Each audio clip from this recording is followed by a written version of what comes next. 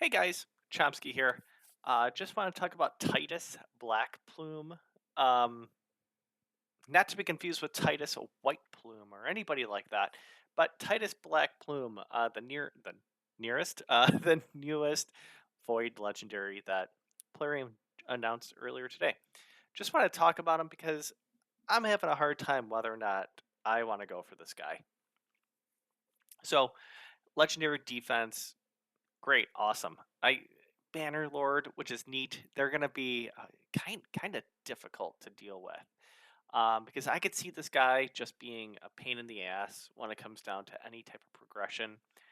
Um, like when we think about the game, we think about the champs that we have, and if we get Titus, that's awesome. But I'm also thinking about going against them in some of the content. Like when we think about these event dungeons and stuff like that, this dude may be in there. And that's going to be rough because dude dude's kind of gnarly. So let's go through his kit really quick. A1 attacks one enemy, places a block active skills for 2 turns. Cannot be resisted if he's under a shield. All right. Whenever an ally counterattacks, teams up with allies, or instantly activates a skill, has a 40% chance to place a block active skill for 2 turns on the enemy. So that to me, that's going to be really gnarly. Um, Something that I want in a way because anybody that's going to be doing an A2 or an A3, like this dude could also toss in a block active skill. That is pretty powerful. To lock somebody out for 2 turns, yes, it can be stripped. It can be the turn count can go down. Like I get that, but still to put that pressure onto somebody else on an A1, that's pretty badass. Um, we got his A2 attacking one enemy. It's always going to be critical if he's under a shield. And then the attack is also, you get a little damage boost. Removes all debuffs if the target is killed, yada, yada, yada. More importantly about this, if the target survives, place or provoke on all the enemies for 1 turn. Um, all right, cool. So placing out an AoE provoke, that's great for Hydra. You know, um, not going to really help us out in Chimera. I don't really know if I'm going to bring this guy out to PvP land. Thinking about Doom Tower, thinking about uh, Ice Golem, I guess. Um, with those ads, yeah, that's a rough one. I don't know where that's actually going to really help us out too much. There's Doom Tower with you know, with that dragon that you could provoke. Um, yeah, I think I don't want to say that's a nothing burger elsewhere, but definitely nice for Hydra. Can definitely be brought in there. So that's nice. That's good. Um, Especially if he's under a shield. So neat. The A3, and by the way, this guy's a 1-3-3 champ. So like it's gonna be relatively quick to turn around and all that stuff. Just right now he's reading that he needs speed. Okay. Places an ally protection, increase attack, increase speed on a single ally for 2 turns. Also fills up that turn meter by 40%. Uh, this skill gets activated at the end of an ally's turn if that ally has no buffs and their HP is lower than 100%. So essentially, if there's anybody that's been hit and there's no buffs, this guy gets to put out a protect, attack, and speed. Okay, and a 40%. Like that's neat. I'm more intrigued by that turn meter boost of 40%. I'm a fan.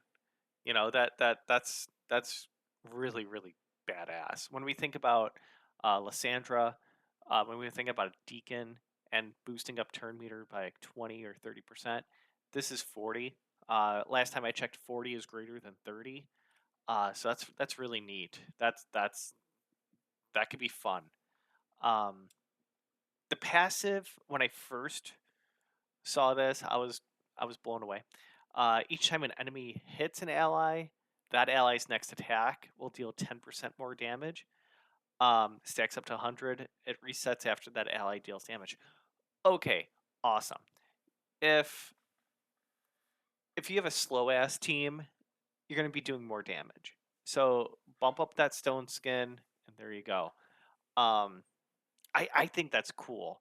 When I first saw this when I was streaming earlier, I was thinking about really just banner lords and getting getting him on that team. I don't have uh, the Unity champ, but I was thinking about other banner lords that may be working with them. So I was thinking about provoke. Like you could get what is it? Sigiled the Jizzled. I I messed that one up. Um, let's let's go to that really quick. And Banner Lords, I was thinking Gizcard the Sigiled. Um, just with the provoke. It's only one turn, but he's putting a shield on him, so he's definitely going to get hit, and that's not bad. You know, he's putting out their increased defense and attack. It's kind of meh because we're going to have uh, Fusion Dude doing wonders. But I'm just thinking about all those people that have provoke and how they get a boost on that for damage. And he does smack. I use him in Curse City often.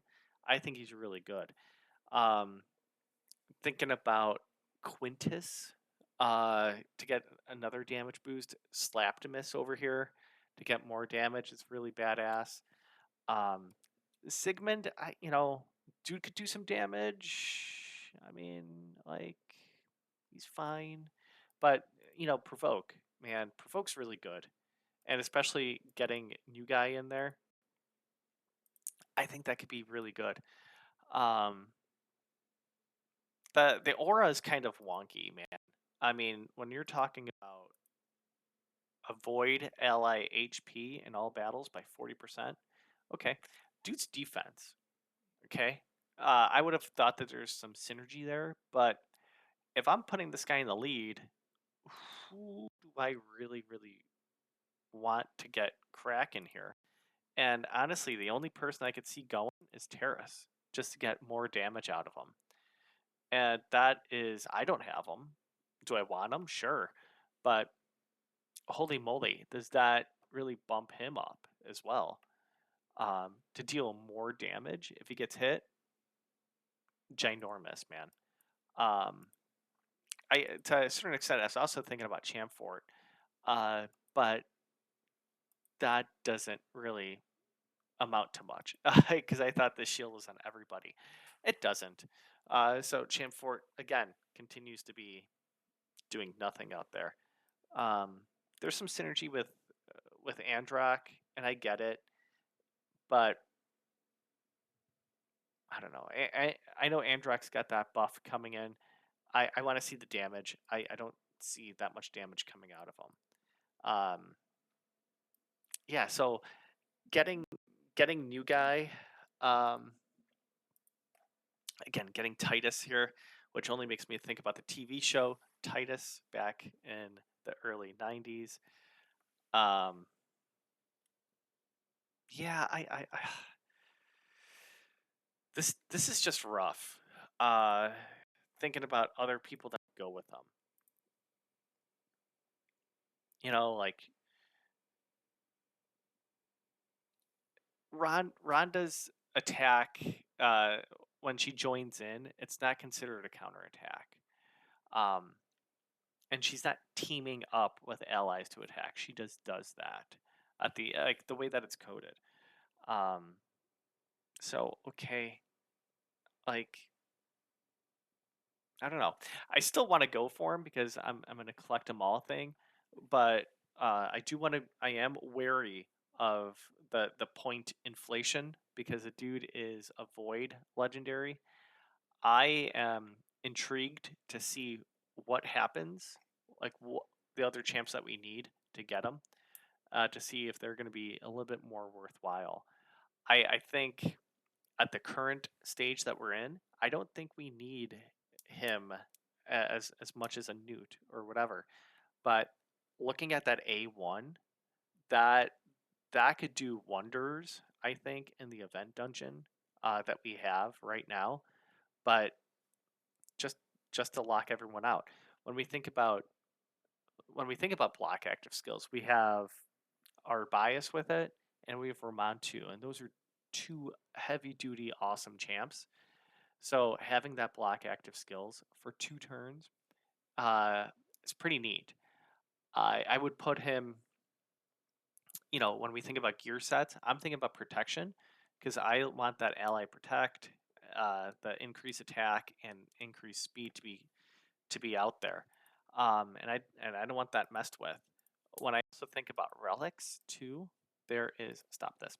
Uh, there is, um, where are you?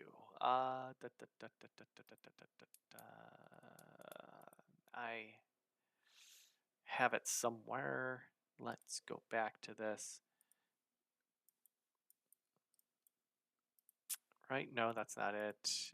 There's one. Whenever you put out an ally protect, you get a little bit more defense. Where are you? I may not actually have it up and running here. Um,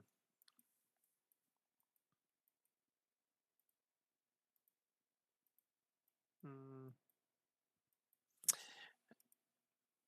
if I had it, where are you? Yeah, I guess I don't have it. Um, but I would put that on them if I had it. Um, no, not that one. Not the Chrono Cube. Oh dear. Oh dear. Not that one. Mm.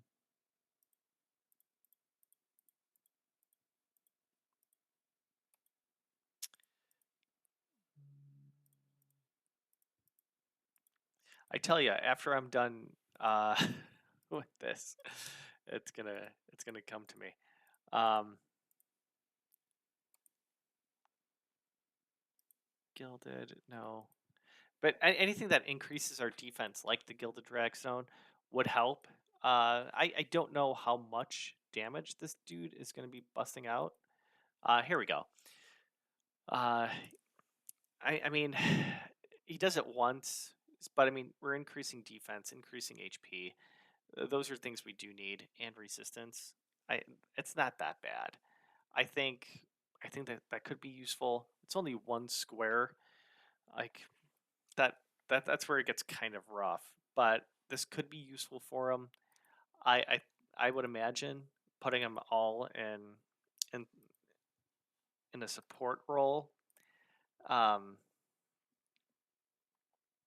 a defense. You know, to get that deterrence going. More hits, the better. I would be intrigued to see what happens with uh, the multipliers and all that. I don't think he's going to be smacking that hard. 133, to me, that makes it sound like he's just a nominal support. Like think about a Raka. Um, I don't think of him as a nuker or a damage dealer at any stretch. So I wouldn't necessarily go down offense. You know, maybe oppressor. I wouldn't mind doing timely intervention. Just this way, there's no. I think oppressor's the way to go. I mean, if he's we want him doing those provokes, we want him doing um, just to get more speed, more turn meter, and I think that could be huge. But that's basically what I got. I mean, Eagle Eye could also make sense, but I don't know. I don't know. That's the fun part of this game. Like things could change. We could pivot and make things happen. But ultimately, I am going to go for him. I am concerned about the statflation. I a little bit worried because if they're going to bump up the points for this guy, how much more of a decrease are they going to do that to other um, fusions? Um, I could see him just going down like 10% from Titus, but if you're going up like 40% in points, that's still a 30% increase compared to other ones. So, just be cautious. Um, yeah, but yeah, I am going to go for him. I'm excited to see what other champs are out there. I don't really know how often I'm going to be using them, but it's a new toy. It's a new shiny, and I want to collect them all. But yeah, those are my thoughts. Um, Appreciate it. Let me know how wrong I am in the future. Um, Looking forward to hearing from you guys whenever, either on Twitch, Gnome on my Chomsky, or in comments. Lay 'em on me. All right, ta ta.